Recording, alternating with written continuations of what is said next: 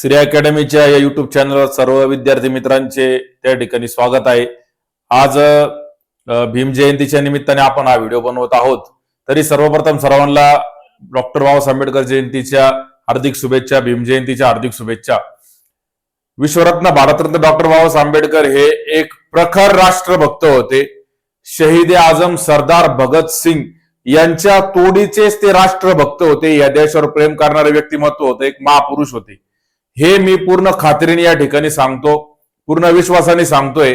आणि हा व्हिडिओ त्या ठिकाणी पुढे पाहिल्यानंतर, या व्हिडिओतले मुद्दे पुढे पाहिल्यानंतर तुम्हाला समजून येईल की मी जे बोलतोय ते एकदम सत्य आहे। बाबासाहेब आंबेडकर इतके प्रखर राष्ट्रभक्त होते, तर ते आपल्याला त्या ठिकाणी ह्या व्हिडिओच्या माध्यमातून तो करायचा आहे। आणि त्यांच्याकडे पाहण्याचा दृष्टिकोन त्यांना वाचलं नाही आणि त्यांना ऐकलंही नाही, त्याशिवाय आपण जो बनवतो तो अतिशय चुकीचा आहे। काहीतरी त्यांच्याबद्दल जाणून घ्यावं, नंतर त्यांच्याबद्दल मत व्यक्त करावं बाबासाहेबांच्या बद्दल। तरी लहानपणापासूनच बाबासाहेबांनी त्या ठिकाणी अनेक सामाजिक जे काही अन्याय अत्याचार होते, त्या अन्याय अत्याचाराला त्या ठिकाणी त्यांनी तोंड दिलं।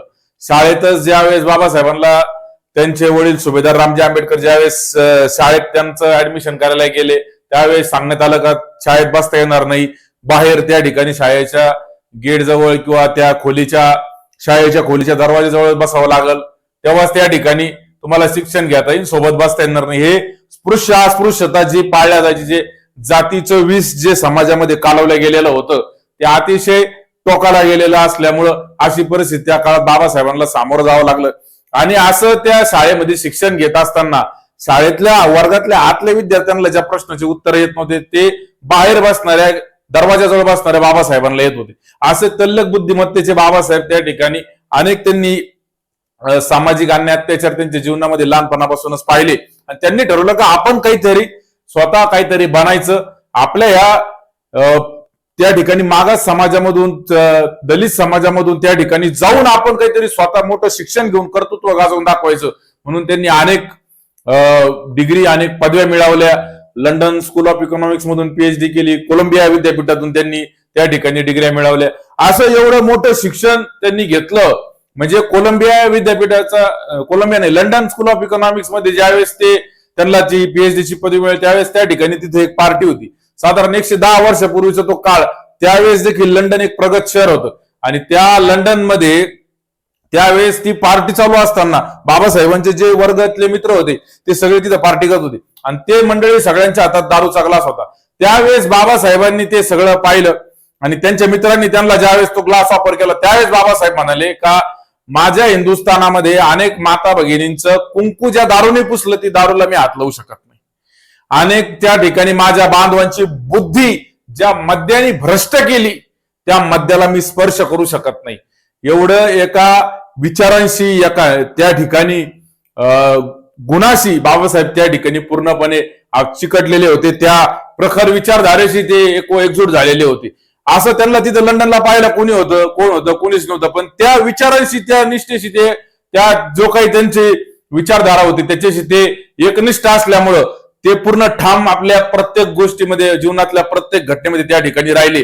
आणि तिथं उच्च शिक्षण घेऊन भारतामध्ये आल्यानंतर त्यांना बडोदा संस्थानामध्ये आता उच्च शिक्षण घेण्यासाठी त्यांना राजश्री छत्रपती शाहू महाराज असतील, बडोदाधिपती सयाजीराव गायकवाड महाराज असतील, यांनी त्या ठिकाणी सहकार्य केलं। मग बडोदा संस्थानमध्ये सयाजीराव गायकवाडांना ते भेटल्यानंतर त्यांना सेक्रेटरी म्हणून त्या ठिकाणी जॉब मिळाला। तो नोकरी करत असताना तिथेही एका उच्च पदावर ते होते। एवढे मोठ्या लंडनची डिग्री, अमेरिकेची डिग्री, एवढ्या मोठ्या अनेक डिग्र्या हे घेऊन आल्यानंतर एका उच्च पदावर, तरी सुद्धा त्यांना तिथं अस्पृश्यतेचा जो सामना करावा लागला। का साधा तो तिथला कर्मचारी जरी असला, एखादा पिऊन जरी असला कार्यालयात, तरी तो त्यांना पाणी देताना त्यांना स्पर्श करत नव्हता। लांब असं लोटा त्या ठिकाणी असं उलटा करायचं, तेव्हा हातावर पाणी घेऊन त्या ठिकाणी प्यावं लागायचं। इतकी भयान त्या ठिकाणी अपमानजनक स्थिती, स्पृश्य अस्पृश्याची, जातीचं विष त्या ठिकाणी समाजात एवढं कालवलं त्यांनी पाहिलं। शिक्षण घेतल्यानंतर सुद्धा हीच परिस्थिती आहे, हे त्यांना अतिशय वाईट वाटलं। तेव्हापासून त्यांनी ठरवलं की आता ही समाजात कालवलेलं विष आपल्याला त्या ठिकाणी काढून फेकायचंय, या जातीच्या उतरंडीला त्या ठिकाणी आपल्याला टक्कर द्यायची, आणि हा समाज समतेच्या आधारावर त्या ठिकाणी माणसाला माणूस म्हणून पाहणारा समाज निर्माण करायचा आहे। म्हणून बाबासाहेबांनी ती सामाजिक क्रांतीची सुरुवात त्या ठिकाणी केली। एवढं भयानक त्या ठिकाणी त्यांच्या जीवनामध्ये त्यांना अनेक प्रसंगाला अपमानास्पद सामोरं जावं लागल्यानंतर त्यांनी पुढे जे काही आयुष्यामध्ये निर्णय घेतले, मग अनेक आंदोलनं झाली. मंदिर प्रवेशाचं आंदोलन असेल, चौदार तळ्याचा सत्याग्रह असेल, म्हणजे जे पाणी मार्चचा चौदार तळ्यातला सत्याग्रह कोकणाचं, याच्यावर प्रश्न विचारले जाते. पण आता आज प्रश्नाचा विषय नाही, आज आपल्याला बाबासाहेब थोडक्यात समजून घ्यायचे. म्हणजे जे पाणी हिंदू धर्मीय सोडून इतर धर्मियांना पिण्यास परवानगी होती, पण हिंदू धर्मामधलेच अस्पृश्य बांधवांना, दलित बांधवांना प्यायला परवानगी नव्हती. म्हणजे तिथं बाकीच्या ते पाणी जनावर देखील पिऊन जात असतील असं इतिहासात लिहिले गेलेले, पण आपल्याच बांधवांना प्यायला परवानगी नाही. एवढं भयानक त्या ठिकाणी भीषण वास्तव होतं. मग ती लढाई लढणं गरजेचंच होतं. चौदार तळ्याचा सत्याग्रह करणं हा मानवी हक्काचा, मानवी मूल्याचा त्या ठिकाणी सन्मान राखण्यासाठी तो सत्याग्रह बाबासाहेबांनी चौदार तळ्याचा केला. आणि असे अनेक संघर्ष त्यांनी त्यांच्या आयुष्यामध्ये त्या ठिकाणी केले. नंतर पुढे ते भारताच्या जे काही पहिलं मंत्रिमंडळ झालं त्याच्यामध्ये ते कायदा मंत्री देखील होते. कायदा मंत्रीचा त्यांनी राजीनामा दिला. कशासाठी राजीनामा दिला? कायदा मंत्री पदाचा. तर हिंदू कोड बिल साठी, जे की हिंदू महिलांसाठी एक समान अधिकार देणार, पुरुषाच्या बरोबरीने अधिकार देणारं बिल होतं, विधेयक होतं, ते पास होत नव्हतं. ते पास होण्यासाठी त्यांनी राजीनामा केंद्रीय कायदा मंत्री पदाचा दिला. इथं आता ग्रामपंचायत सदस्य सरपंच झाला तर तो गावासाठी राजीनामा देऊ शकत नाही. केंद्रीय कायदा मंत्री एवढ्या मोठ्या पदाचा त्यांनी राजीनामा दिला, तेव्हा तो दबाव पडला. म्हणून त्या काळच्या पंतप्रधानांनी ते बिल त्या ठिकाणी मान्य केलं. मग तो अधिकार आज, आणि तो म्हणजे फक्त दलित महिलांसाठी नव्हतं. लक्षात घ्या, बाबासाहेबांना जे एका समाजाच्या चौकटीत बांधलं ते अतिशय चुकीचे. ते फक्त दलित महिलांसाठी नव्हतं, तर सगळ्या हिंदू समाजासाठी, सगळ्या समाजासाठी ते होतं. आणि त्याचा त्या ठिकाणी लाभ सगळ्या महिलांना झाला. हा विचार त्यांनी केला का हिंदू कोड बिलाच्या माध्यमातून. कोकणामध्ये जी खोतीची पद्धत होती, खोती पद्धत, शेतकरी, कष्टकरी आणि शेतमजुरांना अतिशय अन्यायकारक, अतिशय त्यांचा जाचाच त्या ठिकाणी जाच केला जायचा, त्रास दिला जायचा. त्या खोती पद्धतीच्या विरोधात बाबासाहेबांनी आवाज उठवला. शेतकऱ्यांसाठी लढले, महिलांसाठी लढले, कामगारांसाठी लढले. असा बाबासाहेबांचा संघर्ष खूप मोठा आहे. आणि त्यांना या भारतीय परंपरेवर प्रेम होतं. तुम्ही जर पाहिलं तर मूकनायक असन किंवा बहिष्कृत भारत असन, हे त्यांचे जे पेपर होते किंवा वृत्तपत्र होते, पाक्षिक होते. या मूकनायकच्या वरती संत ज्ञानेश्वरांच्या वया होत्या, बहिष्कृत भारतच्या वरती तुकाराम महाराजांच्या वया होत्या. म्हणजे त्यांना या परंपरेवर प्रेम होतं. परंतु इथल्या धर्मांध प्रवृत्तीने, इथल्या कर्मठ प्रवृत्तीने त्यांना ह्या हिंदू धर्मापासून त्या ठिकाणी दूर जाण्यास भाग पाडलं. म्हणून त्यांनी तो निर्णय घेतला. म्हणून मग त्यांनी ते धर्मांतर त्या ठिकाणी 1956 जे काही धर्मांतर झालं ते त्यांनी ह्या सगळ्या अन्याय अत्याचाराच्या तिथून केलेले. आता लोक म्हणते का मग धर्मांतर केलं, चुकीचं केलं, कशाला सोडला हिंदू धर्म? मग मला हे म्हणायचंय का, अरे बाबा, तुला जर तुझ्या जीवनात थोडा जरी त्रास झाला ना, तर तू तुझ्या भावाच्या वेळ जात जाशील, तुझ्या घरच्यांच्या वेळ जात जाशील. तुला जर थोडा त्रास झाला, तुला असं पाणी प्यायला दिलं ना असं लोटेनी, तू घराला नाव ठेवशील, तू घराला त्या ठिकाणी शिव्या देशील, तू गाव सोडून जाशील. अरे एवढा अन्याय अत्याचार सहन करून सुद्धा बाबासाहेब असं म्हटले नाही का आम्हाला आता आमच्या लोकांचा दुसरा देश पाहिजे, दुसरं राष्ट्र पाहिजे. नाही केली अशी मागणी, कारण त्यांचं प्रेम होतं या राष्ट्रावर, या भूमीवर, या भारतावर, या भारत देशावर. नाही केली त्यांनी अशी मागणी, अशी चुकीची मागणी नाही केली. आणि त्यांनी जरी हिंदू धर्म सोडला तरी त्यांनी ह्याच भारतामध्ये उगम पावलेला बौद्ध धर्म स्वीकारला.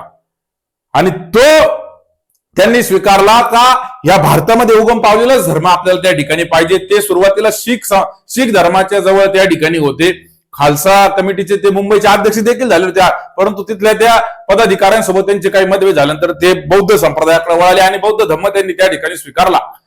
आणि त्यावरून जे काही आपली काही मंडळी टीका करतात की धर्म नव्हतं सोडायला पाहिजे वगैरे वगैरे, अरे चुकीचं आहे रे बाबा. एवढा अन्याय अत्याचार सहन झाल्यानंतर एखादा बौद्ध धर्माच्या वेळी समजा त्यांनी दुसरा एखादा धर्म स्वीकारला असता, त्या काळात ब्रिटिश सत्तेत होते आणि त्यांचा ख्रिश्चनिटी धर्म तो स्वीकारला असताना किती लाभ आणि किती त्या ठिकाणी या गोष्टी भेटल्या असत्या. परंतु बाबासाहेबांनी तो धर्म नाही स्वीकारला. इस्लाम स्वीकारू शकले असते, इस्लामची मंडळी तिथे गेली त्यांना भेटायला, त्यांनी तो देखील नाही स्वीकारला. हे दोन्ही धर्म त्यांनी स्वीकारले नाही. त्यांनी भारतात उगम पावलेला बौद्ध धर्म स्वीकारला. हा विषय म्हणजे या राष्ट्रावर, हिंदू धर्मियांवर केलेले उपकार आहे बाबासाहेबांनी. उपकार विसरता कामा नाही लोकांनी. आणि दुसरा विषय 22 प्रतिज्ञाचा एक विषय म्हणतात. 22 प्रतिज्ञा ज्यांनी बौद्ध धर्म स्वीकारला त्यांच्यासाठी आहे बाबा होते या 22 प्रतिज्ञा. त्याच्यामध्ये काय कोणत्या देवदेवतांचा अपमान नाही केला, फक्त पूजू नका वगैरे हा विषय आहे. त्यामुळे हे लक्षात घेतलं पाहिजे आपण का ज्या बाबासाहेबांनी एवढं सगळं संघर्ष केला, एवढे स्पृश्य अस्पृश्यचं जेवढी पाळी आली त्याचा त्रास बाबासाहेबांनी सहन केला त्या समाजासाठी. म्हणजे बाबासाहेबांना एवढं शिकल्यानंतर एवढं भयानक अस्पृश्यतेचा अनुभव आला, मग त्या समाजाला जो एवढा गोरगरीब आहे ज्याचं कुणीच काही नाही त्या समाजासाठी बाबासाहेब लढले, त्यांचा उद्धार केला, त्याच्यासोबतच राष्ट्राचा केला, माता भगिनींचा केला, कामगारांचा केला, शेतकऱ्यांसाठी लढले. या देशासाठी सर्वात मोठं कार्य आम्हाला जे आज बोलता येतं ते भारतीय संविधान लिहिलं. संविधान लिहिलं, संविधानाचे निर्माते झाले आणि सर्वांना हक्क दिला, समान अधिकार दिला, मानवी हक्क वगैरे या सगळ्या गोष्टी ज्या आज त्या ठिकाणी संविधानात आहेत ही बाबासाहेबांची देण आहे. त्यामुळे लक्षात घ्या, बाबासाहेबांच्या जयंतीच्या निमित्ताने बाबासाहेब समजून घेत असताना ते ह्या शहीद आजम सरदार भगतसिंग इतकेच प्रखर राष्ट्रभक्त आहे, या देशावर प्रेम करणारे, या राष्ट्रावर प्रेम करणारे 1001% बाबासाहेब आंबेडकरांचं हेच व्यक्तिमत्व होतं आणि आहे आणि राहील. त्या दुसरा एक विषय त्या ठिकाणी मला इथं जाता जाता सांगायचं आहे का, एका मराठवाड्यात एका जिल्ह्यामध्ये मी कुठेतरी पोस्ट पाहिली होती का बाबासाहेबांचा पुतळा, शिवाजी महाराजांचा पुतळा बसवला आणि तिथं बाबासाहेबांचा देखील पुतळा आणण्यात आला. तर काही जणांनी त्याला विरोध केला. अरे बाबा हो, हे दोन्ही राष्ट्रपुरुष एकामेकाच्या शेजारी बसण्याचे किंवा त्यांचे पुतळे एकामेकाच्या शेजारी असले पाहिजे याच कर्तृत्वाचे आहेत. बाबासाहेबांच्या शेजारी मग नेते मंडळींचे फोटो लावले जातात, त्यांच्या बापाचे फोटो ते चालतात. शिवाजी महाराजांच्या शेजारी नेते मंडळींचे फोटो पुतळे लावले जातात, त्यांच्या बापाचे नेत्यांच्या बापाचे फोटो लावले जातात, ते चालतं. मग ज्या बाबासाहेबांनी कोकणामध्ये जी क्रांती, सामाजिक क्रांती केली, ती क्रांती बाबासाहेबांनी छत्रपती शिवाजी महाराजांची रायगडावरच्या समाधीचं दर्शन घेतलं, मग ती क्रांती केली होती. आदल्या दिवशी रात्री ते दर्शन घ्यायला गेले होते, त्यानंतर ती सामाजिक क्रांती केली होती. कारण त्यांना माहिती होतं छत्रपती शिवाजी महाराजांनी 18 पगड जाती जोडल्या होत्या, सर्वांना समान न्याय दिला होता, कुठेही जातीवाद हिंदवी स्वराज्यामध्ये नव्हता. बाबासाहेबांनी तिथं त्या ठिकाणी वंदन केलं, मग त्यांनी ती सामाजिक क्रांतीची ज्योत पेटवली, ज्वाला पेटवली. आपल्याला समजावणं ही विचारधारा काय आहे, नातं काय. महात्मा फुलेंना त्यांनी गुरु मानलं, त्या महात्मा फुलेंनी क्रांतीसूर्य महात्मा फुलेंनी 1882 मध्ये छत्रपती शिवाजी महाराजांची समाधी शोधली. ही महापुरुषांचं नातं समजू नये आपल्याला, ही विचारधारा कळू नये आपल्याला काय आहे. मग हे आपण जे राष्ट्रपुरुषांच्या नावाखाली आपले जे काही मंडळी जातीचे राजकारण करतात, घाणेरडं जातीपातीमध्ये त्या ठिकाणी भेदाभेद निर्माण करतात आणि स्वतःची पोळी जातीचा नेता मधून भाजून घेतात, अशांना आपण बळी पडता कामा नये. विद्यार्थ्यांनी एकदा यांना वाचलं पाहिजे, या राष्ट्रपुरुषांना, या महापुरुषांना त्यांना समजून घेतलं पाहिजे. मग आपल्याला कळन ते राष्ट्रपुरुष त्या ठिकाणी काय होते, बाबासाहेब काय होते, तेव्हाच आपल्याला कळन. जेव्हा आपण बाबासाहेब वाचू, जेव्हा बाबासाहेब आपण समजून घेऊ.